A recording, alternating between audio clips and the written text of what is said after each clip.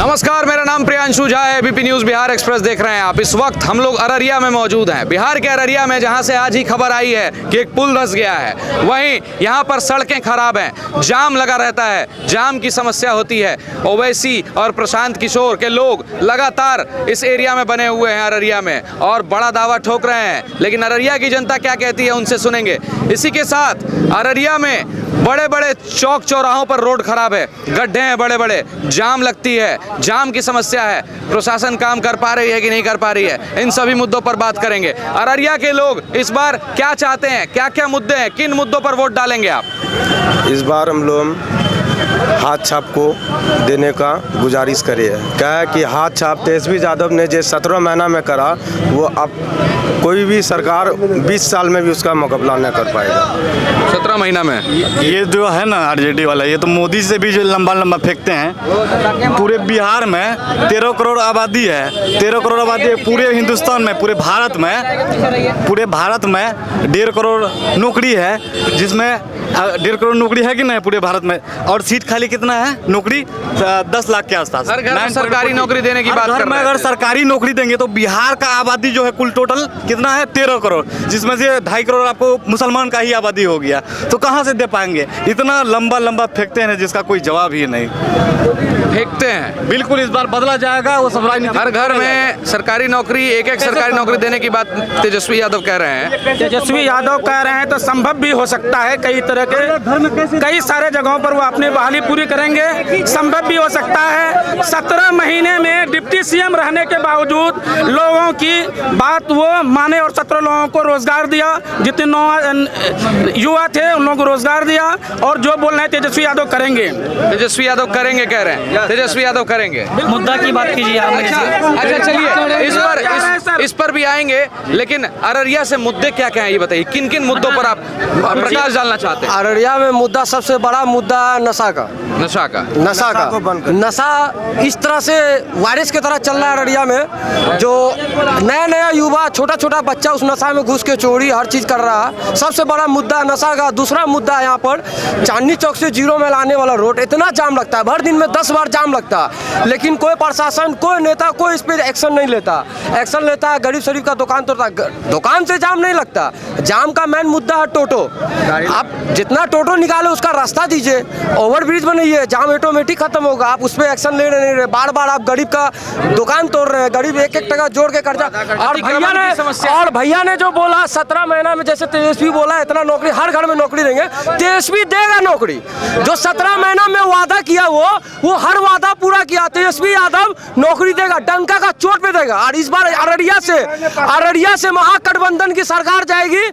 और क्या बोलता है कि भैया लोग को अभी समझ में ना आएगा ये बात, जब वो क्लियर बोल रहा है कि बिहार से बाहर नहीं जाएगा कमाने, अपना बिहार में कमाएगा, अपना परिवार के साथ रहेगा, वो रहेगा और तेजस्वी यादव करेगा। और 17 महीना में जितना भी वादा किया तेजस्वी ने पूरा किया। अररिया में करोड़ों रुपए से की लागत से बनने वाला पुल आज धंस गया है भैया। किस विधानसभा में धंसा है ये चीज पूछिए, बताइए। किस विधानसभा में बनाया है और किसने बनवाया है? माननीय संसद जी ने बनाया, फॉरबिसगंज विधानसभा। ये चीज वहाँ पूछिए आप, वहाँ जाके धंस गया पुल। आप फॉरबिसगंज विधानसभा में है, आप जाके देखिए, माननीय संसद जी द्वारा बनाया गया है वो पुल। अब वो बिल्डर को पकड़े, कौन किसको दिया है टेंडर को? जिम्मेदार कौन है इसका? सरकार है। सरकार किसको टेंडर दिया, किसके द्वारा ये काम हुआ, बिहार में किसकी सरकार है, पुल किसने पास करवाया और किसने दिया? कब तक धंसता रहेगा ये पुल? जब तक ये करप्शन नहीं हटेगा, करप्शन नहीं हटेगा। क्या चाहते हैं इस बार? किन मुद्दों पर वोट डाल रहे हैं? भ्रष्टाचार को खत्म करना है। खत्म हो पाएगा भ्रष्टाचार? मेन मुद्दा ये है अररिया जिला का। सबसे पहली बड़ी मुद्दा ये है कि सबसे पहले आपका न्यूज़ का धन्यवाद अदा करते हैं, शुक्रिया अदा करते हैं। दूसरी बात ये है, सबसे बड़ी मुद्दा ये है कि यहाँ के लोग पलायन करते हैं बाहर सबसे ज़्यादा। दूसरी मुद्दा ये है हमारे अररिया जिला का, क्या पूरे बिहार में सबसे ज़्यादा लोग भोपाल, जैसे कि मध्य प्रदेश कहते हैं, कर्नाटका, हरियाणा, हर जगह DLED और BEd करने ले जाता है। बिहार का बच्चा इतना परेशानी क्यों उठाएगा? ये सबसे समाधान कैसे होगा इसका? कैसे होगा समाधान? जी, मैं जो इन्होंने बात कही कि बिहार के बच्चे पलायन हो रहा है यहाँ से, यहाँ पर लोग बाहर चले जा रहे हैं, मध्य प्रदेश, भोपाल, तमाम जगहों पर जा रहे हैं, लेकिन अररिया में कुछ नहीं है। किशनगंज में कल गया था, वहाँ भी देखा कि वहाँ के भी लोग त्रस्त हैं। बताइए कैसे होगा? एक तो बिहार गरीब है, बिहार का जो पैसा है वो बाहर चला जा रहा है। जब तक बिहार का पैसा बिहार में यूज नहीं होगा तब तक पलायन रुकना मुश्किल है। मैं अररिया नहीं, मैं जोकीहाट विधानसभा का हूँ। हम लोग सरकार तो बोलते हैं, लेकिन पहले अपना नेता अच्छा चुन लीजिए। हम अपना विधायक अच्छा चुन लेंगे। लोकतंत्र में विधायक सरकार चुनता है। हम पहले अपना नेता अच्छा चुन लें। और भ्रष्टाचार की जो बात हुई, हम लो लेवल पे तो बोलते हैं, भ्रष्टाचार हाई लेवल से स्टार्ट होता है। हाई लेवल पे कंट्रोल होगा, लो लेवल अपने आप ठीक हो जाएगा। और 17 महीने की सरकार की जो बात आती है, जब आप सत्ता में नहीं रहते हैं तब सीमांचल बोर्ड 17 महीना सरकार में थे तो सीमांचल बोर्ड कहाँ गया? मैं रिक्वेस्ट करूंगा, पहले आप अपना नेता अच्छा चुन लीजिए। लोकतंत्र में आपको नेता चुनना है, जो प्रतिनिधि जीत के जाएंगे वो मुख्यमंत्री चुनेंगे। ये जो पुल धंसा है इसके लिए किसको जिम्मेदार मानते हैं? मैं सिर्फ ये पुल नहीं, बिहार में आप देख रहे हैं सिंगला कंस्ट्रक्शन है, सब पुल सिंगला कंस्ट्रक्शन को मिलता है। और मुख्य सचिव साहब उस कंपनी में पार्टनर है, अभी जेल गए कुछ दिन पहले। वो जो DM साहब थे अभी कुछ दिन पहले जेल गए। तो भ्रष्टाचार नीचे में सब बोलता है, ऊपर का किसकी मिलीभगत से हुआ है ये? ऑब्वियस है, जो सरकार है, ब्यूरोक्रेसी है, सब नेता को गाली देते हैं। सिग्नेचर तो ब्यूरोक्रेट्स का होता है। जो यहाँ का जो ब्यूरोक्रेट्स है, डिजाइन अधिकारियों की बात हो रही है। अधिकारियों की मिलीभगत से काम होता है। अररिया का मुद्दा जो है, सबसे बड़ा मुद्दा है भ्रष्टाचार। और इस जिला में सबसे बड़ा भ्रष्टाचार के लिए यहाँ के जो जनप्रतिनिधि है उसने बर्बाद किया है जिला को। और सबसे बड़ा मामला है जोकीहाट भ्रष्टाचार में नंबर 1 ब्लॉक बना हुआ है। इसके लिए जो माननीय विधायक अभी प्रेजेंट में है उसने जोकीहाट ब्लॉक को बर्बाद कर दिया है। और उसके लिए बेहतर और सबसे उम्मीदवार कैंडिडेट है सरफराज आलम, जिसके डर से कोई भी प्रशासन नहीं चाहता इस जिला का कि सरफराज आलम जोकीहाट से जीते। जितने दबंग लोग हैं, कोई नहीं चाह रहा सरफराज आलम मजबूत हो। इसके पीछे कौन है? इसके पीछे पूरे जितने मजबूत लोग हैं, जितना करप्टेड लोग हैं, वो चाह रहे हैं। लोगों के लीडर का नाम लीजिए। मजबूत लीडरों का सबसे मजबूत लीडर है सरफराज आलम, जो सीमांचल गांधी के पुत्र होते। जो मजबूत, जिसका आप कह रहे हैं कि जिसका दबदबा चल रहा है, जिसकी वजह से वो सरफराज को दबाया। ये जितना प्रशासन है, जो सरकार के दामाद बने बैठे हैं, ये लोग चाह रहे हैं कि नहीं जीते वो ना, क्योंकि आंख से आंख मिला करके बात करने वाला शख्स है। अफसर को चोर कहता है। भ्रष्टाचार जो भी अफसर उनके नाप से कंपते हैं। इसलिए हम लोग चाहते हैं एक मजबूत विकल्प के साथ सरफराज आलम जनस्वराज से आए हैं। एक नई उम्मीद है। तो जनसुराज की जो बातें हैं, जनसुराज जो बातें कर रही है, जनसुराज कह रही है कि इस बार जो लोग पलायन किए थे, जो लोग आए हैं छठ में, उनको घर से वापस बाहर नहीं जाना पड़ेगा। उसके बाद उन्होंने शिक्षा का मुद्दा उठाया है, रोजगार का मुद्दा उठाया है। जनसुराज जो बड़े बड़े दावे कर रही है, बड़ी बड़ी बातें कर रही है, क्या उस पर खड़ी उतरेगी? बिल्कुल खड़ी उतरेगी। यहाँ पे नहीं है सर, यहाँ पे जनसुराज का दबदबा नहीं है। यहाँ पे सर हाथ साफ हिंदुस्तान का सबसे कांग्रेस, ये हिंदुस्तान का सबसे पिछड़ा डिस्ट्रिक्ट है। ये दुर्भाग्य है। का विधायक यहाँ 10 साल रहा है, पूरे जिला में किसी जगह देखिए विकास हो। 0 माइल में खड़े हैं, बस स्टैंड नहीं बना, एक अच्छा हॉस्पिटल में काम नहीं होता है, एक रोड नहीं बना है, इतना जाम लगता है, कोई खत्म नहीं करता जाम का समस्या को। मेन बेसिक समस्या आज तक खत्म नहीं हुआ है। यहाँ पे सिर्फ कैंडिडेट जीतेगा, एक चीज और नहीं जीतेगा, कैंडिडेट जीतेगा, विधायक वहाँ से यहाँ से भी कैंडिडेट चेंज होगा, यहाँ से मैं जीतेगा, विधायक को MIM जीतेगा। बड़ा दावा कर रहा है। मेरी बात सुनिए, विधायक को मैंने चुना, विधायक का जो काम है वो कर रहे हैं। उसके बाद सरकार भी जो हमारे यहाँ 20 साल से एनडीए की सरकार है, एनडीए की सरकार ने हमें क्या दिया? जो हमारे हॉस्पिटल की व्यवस्था है, आप जाके देख लीजिएगा। आपको दवाई जब बीमार पड़िएगा ना, तो आपको एक सिर्फ जो है इसका पानी का बोतल लगाएगा, एक IV लगा देगा, बस आप जाइए, बाकी सब दवाई आप बाहर से लाइए। इसके लिए जिम्मेदार कौन है? सरकार को इसमें देखना होगा ना, कि नहीं जो विधायक है, विधायक जो फंड में वही ना करेगा। सरकार 20 साल जब तक सरफराज आलम थे तब तक विकास रहा है। लोकसभा में टिकट बांटने के लिए सबसे बड़ा घुसखोरी किया है सरफराज आलम। 5 साल 10 साल में यहाँ पे मेडिकल नशा बंद होना चाहिए अररिया के अंदर में। क्या हो रहा है? और मेडिकल नशा, ड्रग्स, हाँ, ये सब पैसा लेकर के पुलिस देश कसम खाता है कि हम ये निभाएंगे, वो पैसा लेकर के छोड़ देता है। स्मैक बेचने वाले, कौड़े से बेचने वाले, गोली बेचने वाले, फुटबिल बेचने वाले, ये सब क्या करते हो? ये नशा कहाँ से रहा है? ये नशा मैं इंडिया गठबंधन से ये पूछना चाहता हूँ कि हमने अभी कुछ महीने पहले हमने डिलीट करने के लिए भोपाल गया था और वहाँ के लोगों ने हमें बिहारी क्या करके बुलाता है। क्या मैं बिहारी इतना नीचा गिरा हुआ है क्या? ये इंडिया गठबंधन ने सरकार 20 साल से बिहार में सरकार है, उन्होंने क्यों नहीं बिहार को आगे बढ़ाया? क्यों नहीं कॉलेज यहाँ दिया? क्यों नहीं यूनिवर्सिटी खोला? अच्छा एक मिनट शहरी आबादी के विस्तार होने के बाद भी शहरी आबादी के विस्तार होने के बाद भी बुनियादी सुविधाओं की कमी है। किसको जिम्मेदार मानते हैं? पलटू चाचा राहुल गांधी जिम्मेदार है, यहाँ की इंडिया सरकार है, रोजगार देगा, रोजगार मिलेगा। यहाँ का विधायक जो है कांग्रेस का 10 साल से राज कर रहा, कुछ नहीं किया है, कुछ नहीं किया। AIMIM का झंडा लगा के बैठे हैं। सुनिए शहरी आबादी के विस्तार होने के बाद भी बुनियादी सुविधाओं की कमी है। आप ये AIMIM का झंडा लेकर आए हैं, AIMIM की बात करेंगे, लेकिन बुनियादी सुविधा कैसे होगी? कौन जिम्मेदार है इसका? बुनियादी सुविधाएं कैसे बढ़ेंगी? कैसे मिलेगी सुविधाएं जनता को? सर अभी फिलहाल बिहार आया है, लेकिन जो देख रहे हैं हम बिहार में अभी वो जो कदम दिया है तो उस बदलाव शुरू है। फिलहाल हम देख रहे हैं, एक वीडियो में देखे थे, ये बहादुरगंज का एक बच्चा वो कैंसर की बीमारी से जूझ रहा था, तो वो बेचारा वहाँ पे गया हैदराबाद, माजिद हुसैन से मिला। वो बेचारा जो है कि उस बच्चे को एडमिशन करवाया वहाँ पे कॉलेज में, बिल्कुल फ्री मुफ्त इलाज करवाया उसका। दूसरा नंबर सुनो भाई, हमारा बात बिहार में क्यों नहीं दिलाया? बिहार में क्या कर रही है सरकार की? बिहार में मैं बोल रहा हूँ पहले सुनो हमारे बात। अभी वो फिलहाल मैं जो कह रहा हूँ पहले सुनो। अभी फिलहाल वो बिहार आया है, सबसे पहला नंबर जो हमारे लिए लड़ रहा है, हम उसको बनाएंगे और मजबूत करेंगे। सबने दिया है हमको चोट, अपना पार्टी अपना वोट। जिन लोगों ने भी बिहार को 20 साल से ठगा है, सबको जवाब देना होगा और इस बार चुनाव में जनता जवाब देगी। अररिया विधानसभा बदलने जा रहा है। जो अभी सत्ता में आए हैं नहीं है, वो अभी से रंगबाजी चालू है। जैसे सरफराज हो गया, उसका जो विधायक ये MLA है जिसके शुरू मतलब रच रहे हैं, सरफराज आलम का जो ये है जनस्वराज से टिकट लिए है ना, वही बोल रहे हैं, जो कह रहे हैं कि सत्ता में आने के लिए हमको मुसलमान की जरूरत है ही नहीं। हम सत्ता में आने के लिए मुसलमान का जरूरत गुंडाई कर रही है जी, गुंडाई वो करा कि सत्ता में आने के लिए। सुन लो मेरा भाई, एक मिनट MIM क्या है? जमीन पर जब सूरज निकलने से पहले उंजला शुरू हो जाती है, उसी तरह से MIM आने से पहले रोशनी आ गई है। इसलिए क्या समझ लो, ये MIM जो है इंसान की महबूब और मोहब्बत की दर्जा लेके आया है। और सुनिए हमारी बात को सुनिए, नहीं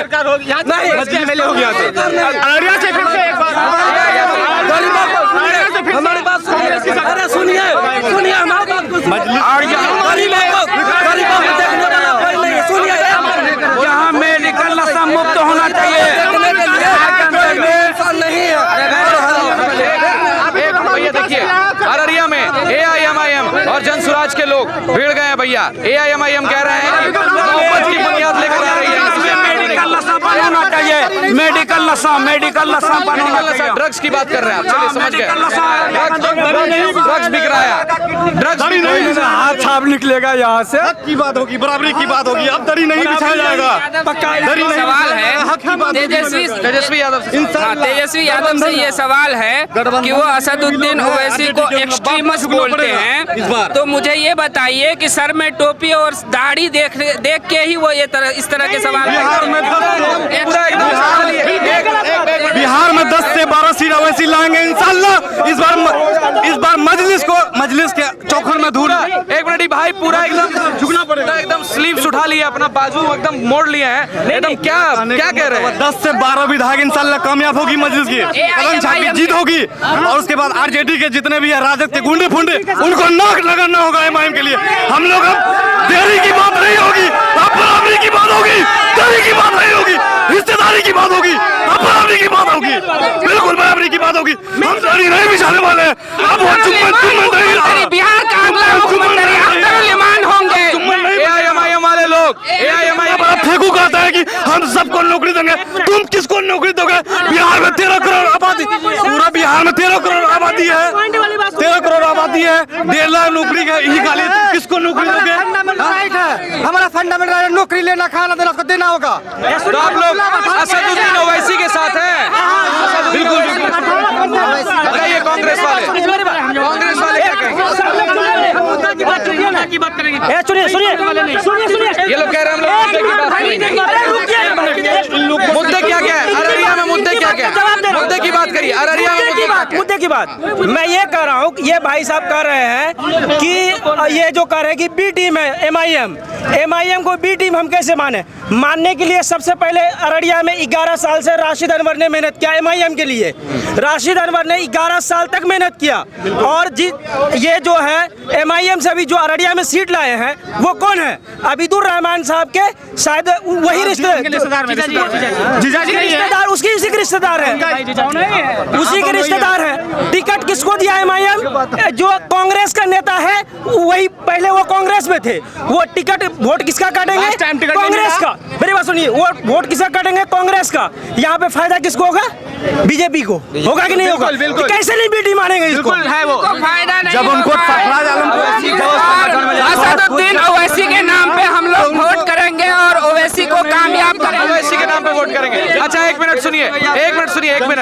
यहाँ पर जल जमाव, जाम की समस्या, सड़कें खराब हैं, इसका जिम्मेदार कौन है? जिम्मेदार कौन है उसकी बात? पलटू चाचा ओवैसी साहब को जितने भी बीजेपी के बी टीम बोल रहे हैं, ये जन स्वराज वाले जो है कहते हैं कि सत्ता में आने के लिए मुसलमान का जरूरत नहीं है, तो बीजेपी का बी टीम कौन हुआ? जन स्वराज वाला की भीम वाला हुआ? बिल्कुल बोला। जो भी अभी टीम वो तो चुनाव के बाद पता चल जाएगा। पहले ये बताइए कि सड़कें खराब है, जाम लगता है, जाम प्रशासन तैनात रहती है, फिर भी जाम रहता है, जिम्मेदार कौन है? एनडीए